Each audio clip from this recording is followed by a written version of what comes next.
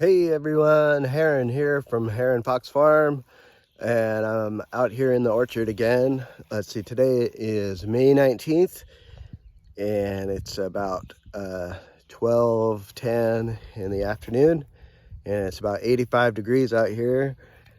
And I just wanted to give a quick tour of the orchard again and show you how the trees are doing. Here, let me hang on a second.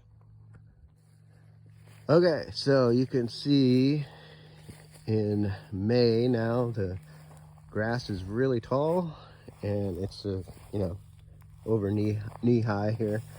Probably should mow pretty soon, keep it under control, but I like to keep a lot of grass and ground cover for habitat for wildlife and bees and everything. And crop is definitely light this year, but you can see the almonds developing. Yeah, they're about the size of my thumb, green and fuzzy. Here's some close up. So yeah, they're almost full size. Here, I can break one open for you. I have to bite it open though, hang on.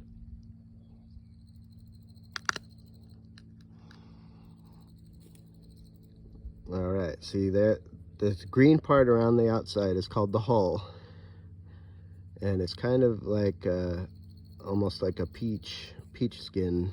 It's fuzzy, kind of soft right now.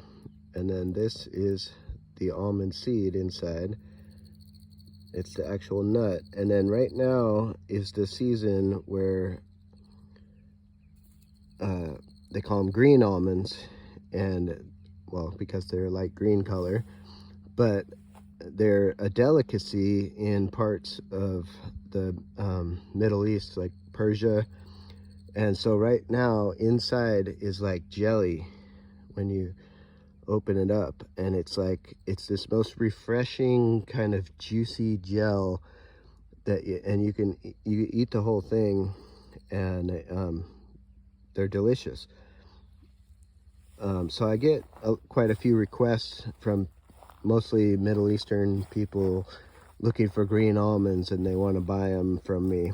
But the problem is to hand pick them off the trees would be an insane amount of work. Like, just a pound of them.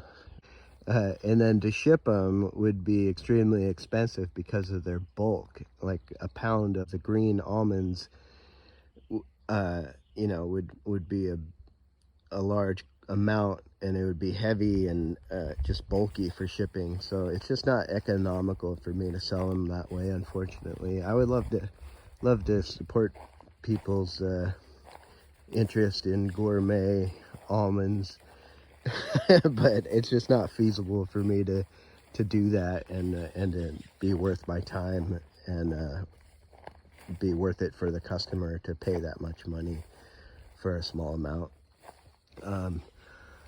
But I'm lucky enough that when I'm out here on my tractor, sometimes the like roll bar on my tractor will knock some almonds off the trees onto my lap while I'm driving, and I can just pick them up and eat them while I'm mowing. And so I get the real deal experience out here, of course. And yeah, you can see it's really green and beautiful right now. And you know what?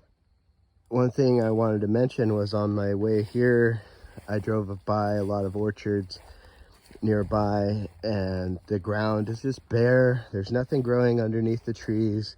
It's just dirt, and there's no habitat. There's no greenery, no flowers, nothing. And then, this spring in California, we've had more above average rainfall. We got hit with some big storms, a ton of rain. There was just groundwater. I think in my last video I showed how wet the orchard was. It's dry now, but we've had the wettest spring that I can remember. And the grass everywhere should be looking like this. Unless it's been mowed, you know, it would be short and green. But in a lot of places, especially along roadsides and in orchards, you can see that the grass is just yellow and dead looking. And I don't know if most people know what's happening, but that's from Roundup. That's direct spray onto the weeds to kill them, especially along the roadsides. I know the counties do it a lot. And you can see, and like as you're driving around, you can notice like, hey, all the grass is dying. It must be becoming summertime or something. But that's not what's happening right now. It's just Roundup getting sprayed everywhere. It's amazing. I might have to start documenting all the places where I see Roundup and show you guys, like, this is not natural. This is not the way that grass should look this time of year. And but I just wanted to show you guys what our orchard looks right now. Yeah, it's hard to show you guys exactly what the crop looks like. And you might think that it looks pretty decent, like it's a lot of nuts up there. But actually, I mean, this is not a heavy crop, a heavy yield this year. This is a lighter crop. And some trees you can see just don't have that many nuts at all. But it could always be worse, right? So we have to remain positive, always think on the bright side, and yeah, just be grateful every day, and know that everything's gonna work out and we're taken care of. And yeah, that's my message for today. I'm sure I'll think of some other stuff maybe, but anyways, thanks for checking in. Cheers. So here's the ground where we took out half of the orchard last November, and we've been working on it ever since. And we have finished ripping the soil and pulling the roots, and then leveling it back out again. And it looks pretty good. I think we're really close to planting the trees. So hopefully I'll get another video soon when we start getting trees planted, which should be in another week or 2 or 3. And they're potted trees, so they should just, you know, we can plant them anytime and they should just take off. And then I forgot, but we're gonna plant beans in between the rows of trees, so because when the first few years of the new almond trees, they're pretty small, and there's enough sun and the trees are far enough apart that there's room to grow other stuff in between. So what we do is plant beans to make a little extra cash. And my brother-in-law does that. He has all that equipment and the bean harvesters.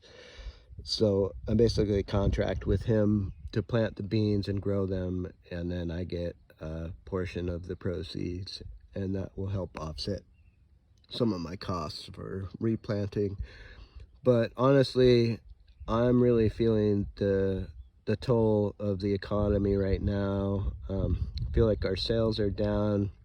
People are just being a little more conservative with their spending, and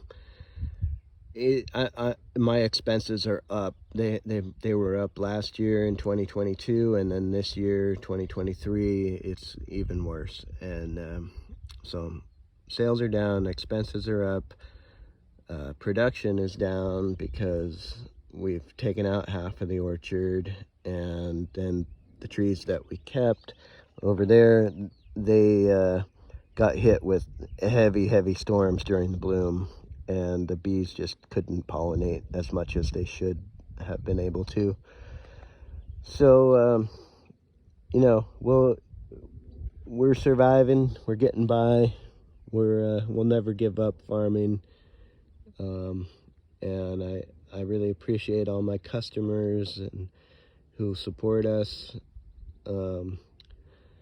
But one thing I did want to mention is that almonds and nuts in general are a great survival food, where they're extremely high in protein and the good kind of fats and oils and antioxidants.